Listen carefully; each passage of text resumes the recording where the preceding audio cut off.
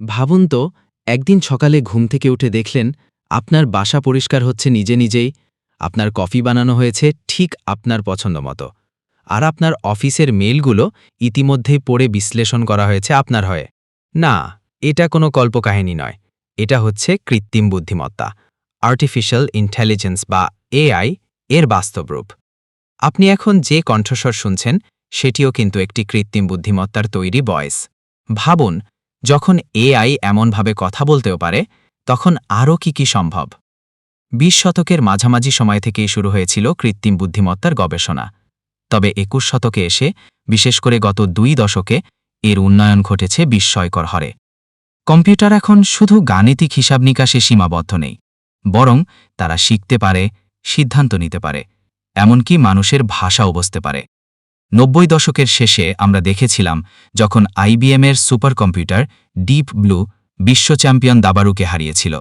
আর আজ এখনকার এআই, যেমন জিপিটি কিংবা ক্লড, শুধু খেলা নয়, তারা কবিতা লেখে, কোড করে, গান বানায়, এমনকি ভিডিও তৈরি করে।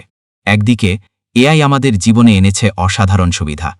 স্বাস্থ্যক্ষেত্রে এআই ব্যবহার করে এখন অনেক আগে থেকেই রোগ শনাক্ত করা যাচ্ছে।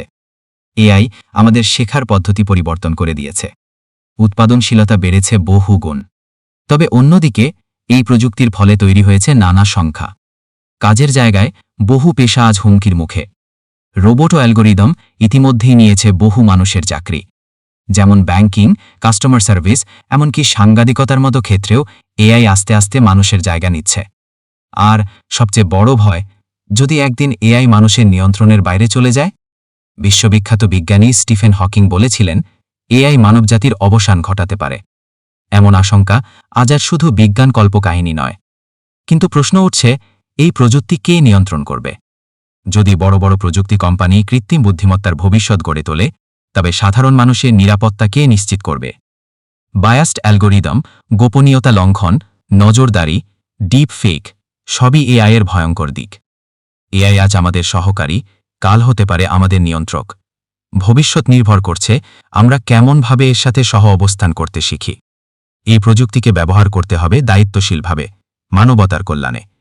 ভিডিওটি ভালো লাগলে অবশ্যই লাইক, কমেন্ট আর সাবস্ক্রাইব করতে ভুলবেন না। দেখার জন্য ধন্যবাদ।